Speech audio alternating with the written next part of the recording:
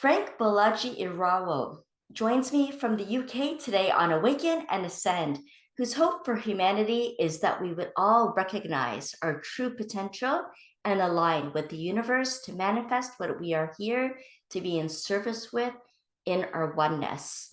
Frank is an ICF certified coach. He is a speaker and published poet.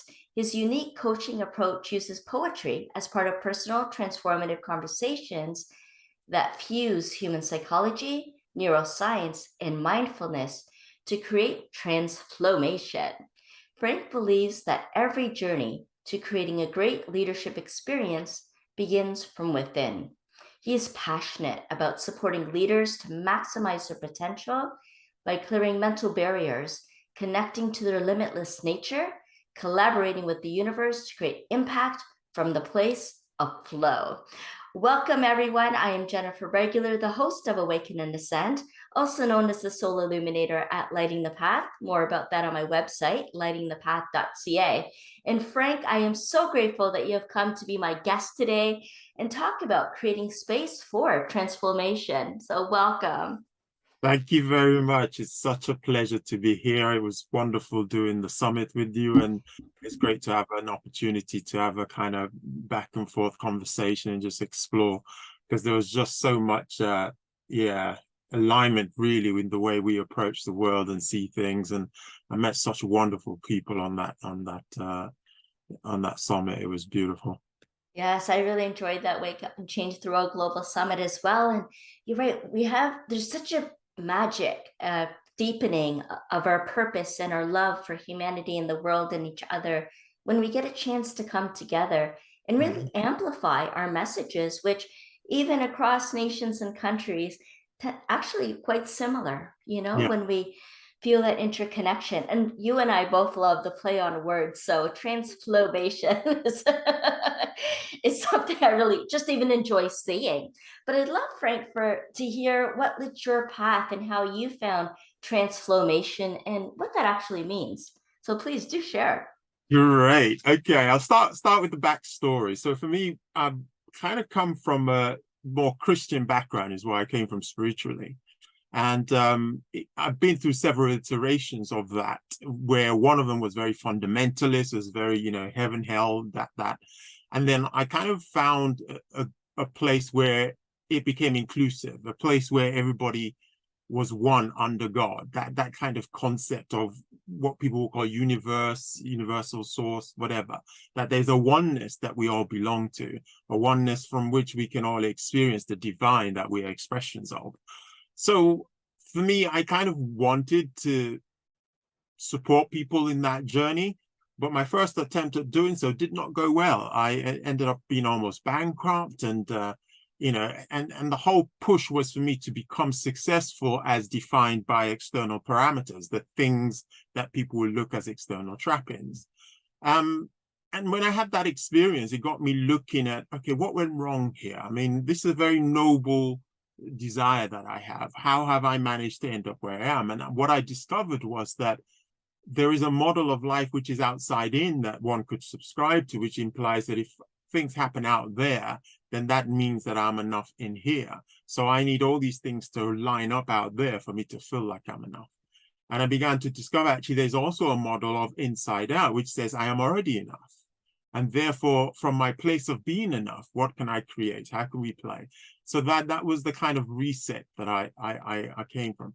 And one of my favorite sayings really came from Rumi, who says, your task is not to seek for love, but merely to seek and find all the barriers within yourself that you have built against it. And that really, in some ways, is kind of where the premise from which I start my work is to say, what if everything we're trying to become has already been deposited in us, and we just need to get out of the way and let it flow?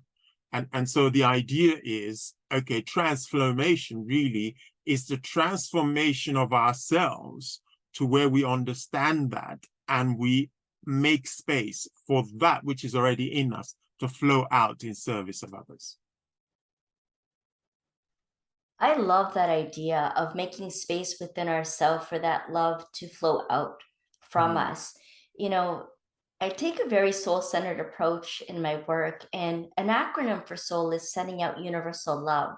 Mm, So I can see how that really aligns and resonates with what you're saying, because how we can send out the universal love is coming from that space that we open up with inside of mm, ourselves. And it also gives us access to different aspects of ourselves that we may not even realize is available to us, mm, you know? And so I find that very interesting, very curious about what else is inside of us, what is there, and also what we really stand for, mm, what's really meaningful and important to us, because we have all these skills and abilities, but there's a true potency that is also available to us. And I feel like when we can really tap into that space and be able to express that, then we're really harnessing the energy of our passion. And that passion, when you break up the word, is pass I on. I being your soul's expression of what you're here to pass on in this mm, lifetime. So I love how you've been talking about, not lining up with external expectations and obligations and so on, mm, but really lining up with what's inside of us to be able to express that and creating space for it. So, mm. how were you able to do that, Frank, in your own life and develop this transflomational process? Right. So before I kind of break that out, one of the things that I wanted to also set up is this idea that I think very often we approach life somehow as if we get to define why we're here, but we didn't send ourselves here. We showed up here by forces beyond ourselves. Yes. And therefore the idea really is to step into the idea that if that which sent you here to be and to do has already gone before you, is already made all the provision for you. So it's not a matter of you forcing things through. And that's another kind of idea of the flow, is the ease of saying, okay, if what I'm here to is already in support of me, so the universe is friendly and the universe is making everything happen for me so I can fulfill my purpose, even the things that don't look so. So if, for example, in my case, that becoming nearly bankrupt to me might have looked like a horrible thing, but actually it was in service of me. It was in service of me looking deeper within and really coming to understand what is not aligned here and to begin to flow with that. So that I wanted to put that out there. Thank you. And then also then this whole idea of space as well is another thing I wanted to explore, because the idea is that really space is for me a framework of seeing your true essence. What is your true essence? Are you your mind? Are you your body? What are you? Or is there something that is awareness that is deeper, that maintains continuity and sees and observes all these things? Then the P is being present to the source of confusion, why you might be confused about who you are and what you're about. So, which is normally to do with the mind, which is there to serve us, but when it begins to be what directs us, sometimes can get in the way, can get confused. So it's seeing through all that. Then the A is about ascending your thinking so that you are not fighting it, but you are seeing where it fits and where it's helpful and where it's not helpful. And then the C is about connecting to the present moment, because all the magic happens when you're fully present, because that's when your best self can manifest and then begin to experience what the universe has made available in that moment, just like we're doing right now. Is just to be present and allow the universe to speak what it wants through us so that those listening can benefit. Absolutely. Wow. That was so beautiful, Frank, the way that that was expressed and really felt on a deep level, Mm, and really simplifies it without oversimplifying, but to show how easy it can actually be when we have a tendency to make life hard and complicated. mm, And it actually isn't. Like you mm, say, we're showing up, and we come with all of the resources. We come from enoughness, and mm, everything that we need is available for us because life is happening for us. So I really appreciate you really packing that down, like patting that down, and creating that fertile soil that we can actually then grow from and really mm. blossom into the being that we came here to be. essentially. Yeah. Yeah. And one of the things for me is that I kind of, again, almost demonstrating what I'm saying, that I kind of stumbled into a place where poetry became a means of me kind of expressing a lot of these things that I'm discovering. And it was quite unusual in itself, because I didn't wake up one day saying, yeah, I'm going to be a poet, but there was nothing in me that said I couldn't be. So because I didn't have a story that said I couldn't be, when the idea came to try and use poetry as a means of expression, I just gave myself to it. And as a conduit, allowed that poetry to just flow out of me. And it's quite interesting, actually, going back to what we were talking about, the summit.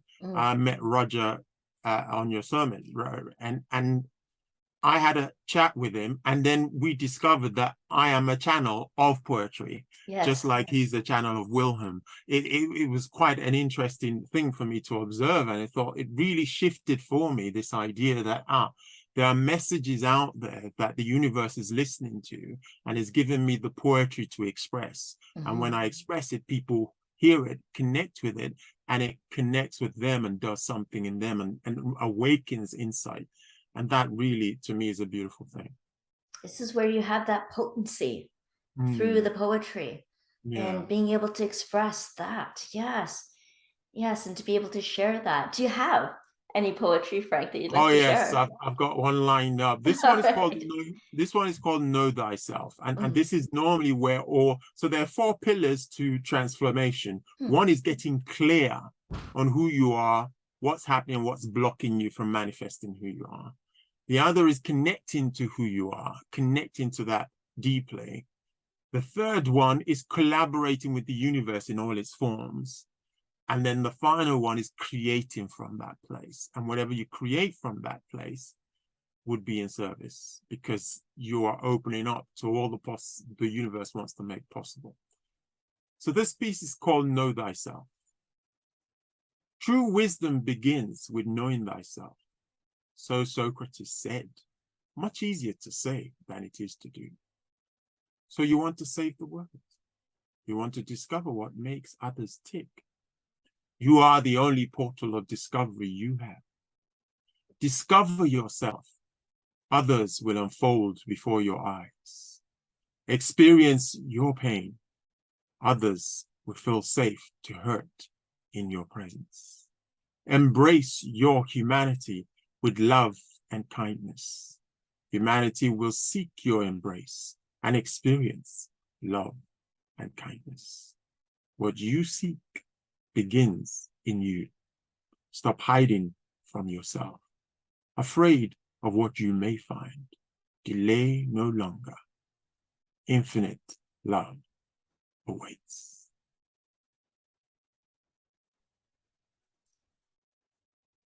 Beautiful, beautiful.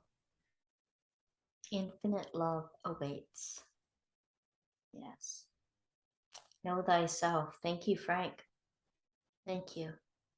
And how did you come to know yourself, Frank? It started by being willing to be quiet with myself.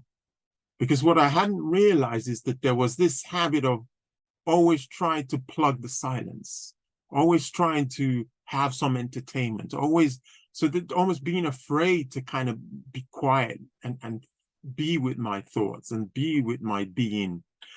And so the journey started really I started journaling. So I started, allowing space to be, and then journaling what thoughts came up and my observation and the experiences I was having. And one of the things that really did help me was a book by Michael Singer called The Untethered Soul.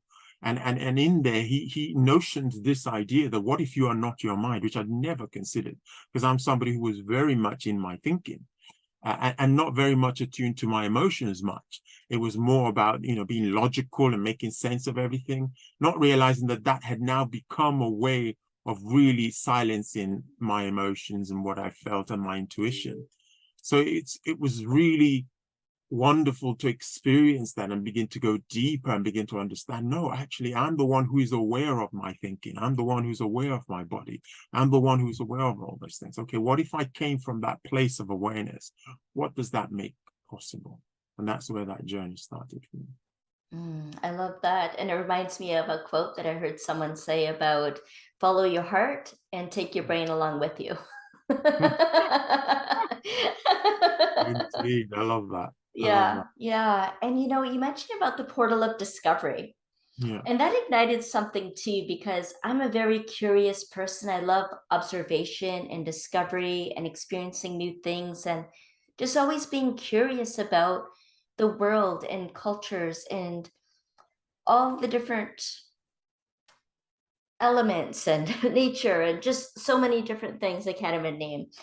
That portal of discovery, I think, is really important to keep that curiosity alive Mm, and to always be discovering and learning and opening up to these mm, new experiences.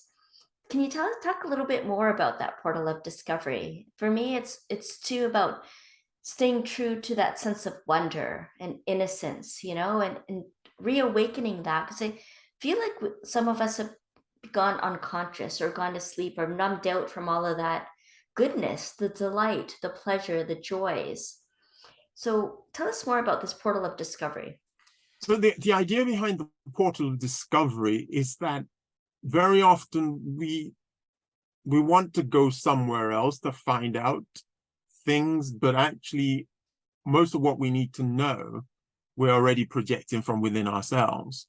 So when I talk about the portal of discovery in the context that I put it, the idea was that actually, if you come to learn about yourself, you will learn about how you're interacting and engaging with other people. Because a lot of the stories we tell about other people don't come from those other people, they come from us. Mm.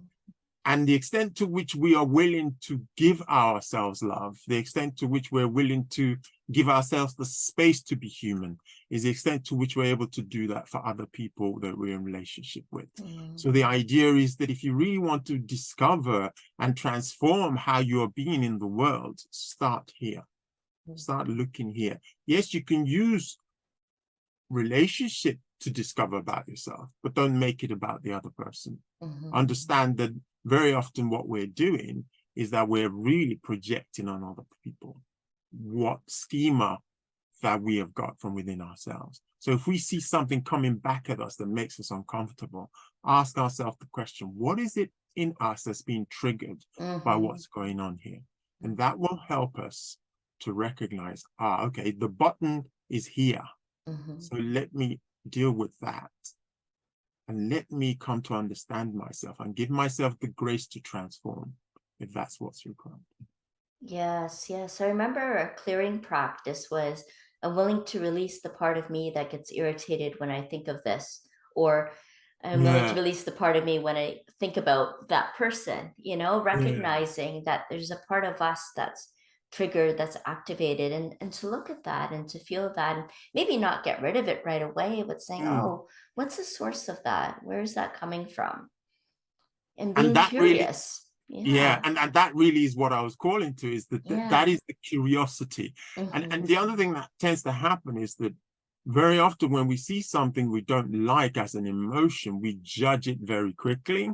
And when we judge it very quickly, we close down the avenue of inquiry. And Hmm. that in itself can really be something that doesn't help us at all, because ultimately, the more we discover about ourselves, the better we're able to create space for us to evolve. Right. Right. Yeah, and there's a piece I wrote recently, if you don't mind me reading it. It's Please. called Yeah. Emotional Trial. Mm. Emotions come, then they go. Every once in a while, I take them to task, put them on trial.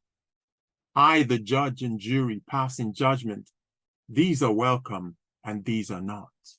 Jungle justice at its best, dispensing with compassionate inquiry, giving no space for them to state their case, not benefiting from the message they bring. Their gentle reminder, I'm alive and kicking. Too busy delivering their sentence to celebrate their mission. Mm. I am none the wiser for it, missing out on their gifts. Investigator or judge, which will I be next time they come? Mm. Making a choice. Mm, Mm. What yeah. will I be? What will I be? Yeah. And it really was, that thought was really triggered by someone that I was in their space, and they were talking about, if you judge already, it just came to me that if we've judged, then we're not inquiring anymore, Mm-hmm. because the judgment closes down the inquiry. But if we're curious and make inquiry, then we learn, because everything is a messenger to give us something that we can learn from so we can evolve. Yes, absolutely. Absolutely. I know earlier too, when you spoke about, what we do for ourselves, we do for Mm, others, and mm, always coming back to that, back to ourselves. And any healing that we do also heals the ancestral line. mm, Any self-care, soul care practices we engage in creates more space for us to interact in a loving way and from the best mm, versions of ourselves. And so again, choosing, how we're going to show up and how we're going to be in relationship with ourselves and with others. How do you find this shows up for you, Frank, in communication with others, in being able to relate with others? What comes up for you in those relations? I think one of the things that's helped me the most when it comes to connecting with people, like I said, giving myself that love and accepting the imperfection of our human experience. Mm. I'm a big believer that the divine that inhabits us is perfect, but the medium through which it's manifesting is not. But it's not by design, because that is part of what creates a rich human experience. Because actually, we all claim to seek perfection, but actually, if we got what we wished for, the human experience would not be anything like what it really is. And it's not really as enjoyable as we think it will be. Because as we begin to encounter each other in different spaces, then we begin to learn and we begin to grow. So the things that we want to run away the most from are probably the things we need the most in order to evolve and grow and to deepen our ability to hold space for people to be human. And one of the things that really helps me in that area is to reflect on the fact that we are all part of the same, Mm. but we are just different manifestations of that same. And Mhm. one of the things that really helps me lean into that is this idea that actually it's like a flower. We talk about flower, but actually that plant that we call a flower is not just a flower. It's got a stem, it's got leaves, they all have different aspects, but they're still part of the same. And Mhm. that's really how I see it. So I then begin to perceive people as, okay, this is just another expression of myself. And difference is equidistance. So the extent to which I find them different is the extent to which I'm different to them. But nonetheless, that's not a point for division. It's a point of union, because isn't it amazing that so different comes from the same? And therefore, really, that is me in a different form. Oh, I love that. Yes, yes, yes. Yeah, it reminds me of Thich Nhat Hanh's quote about enlightenment comes when the wave realizes it's the ocean. Mm, You know, being part of and yet seeming different and in its own. Yeah, beautiful. yeah. I feel like there's another poem coming. I can feel it. I can feel it. Oh, I just wanted to celebrate our oneness in a way. Yes, let's do that. Blossom in Unity, this one is called. Okay.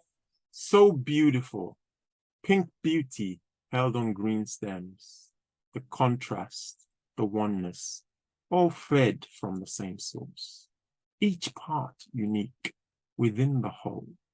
We behold its separate parts, yet call it one. There is a lesson in that for all. Mhm.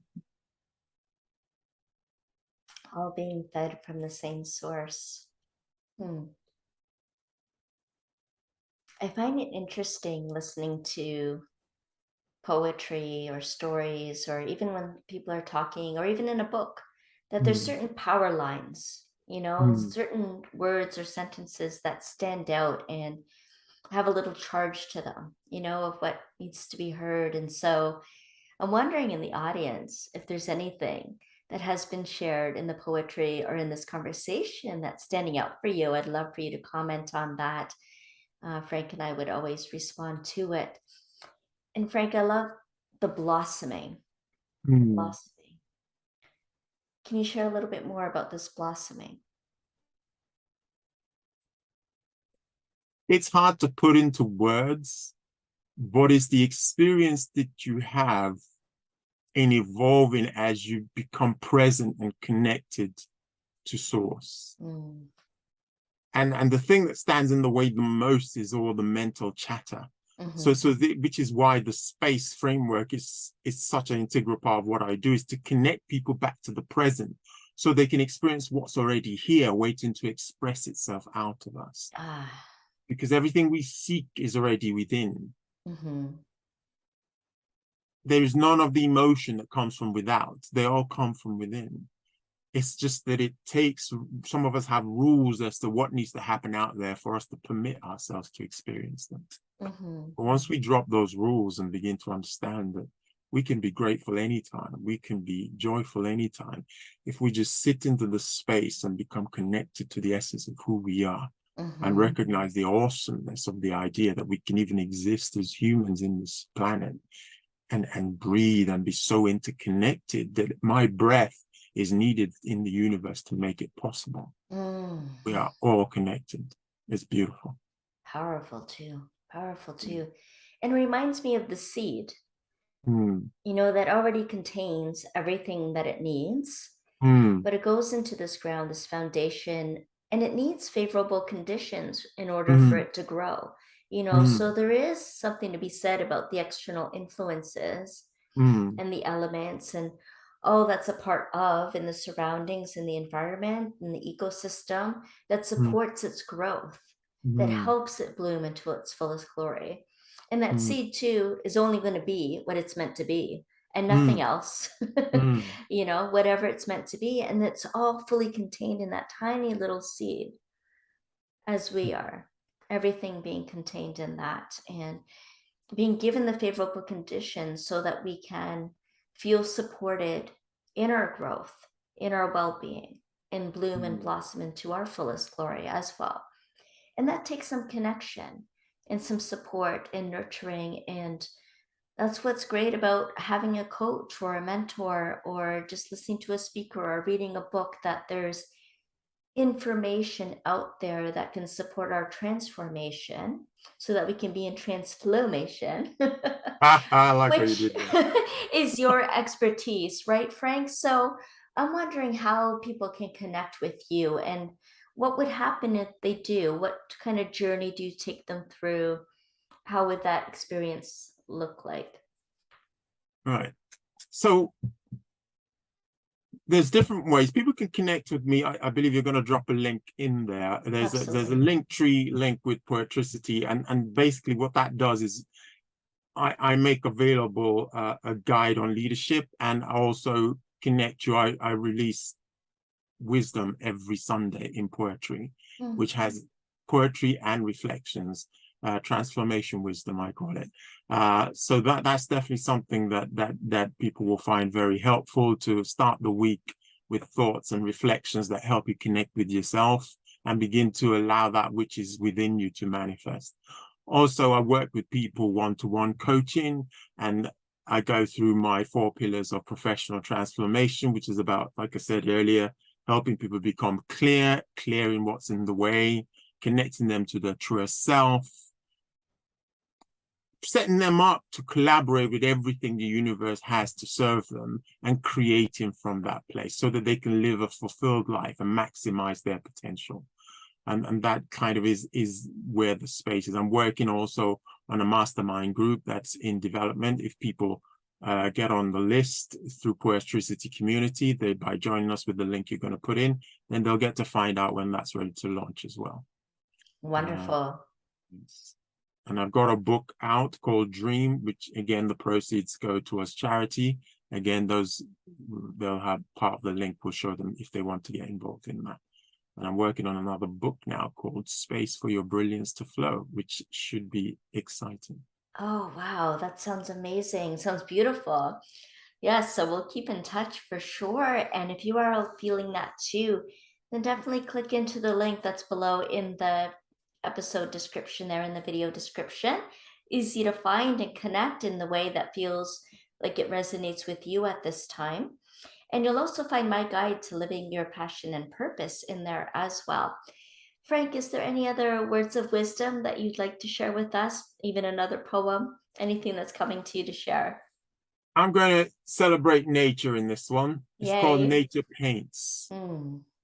Nature paints the best pictures, how they all blend so beautifully, interplaying off each other.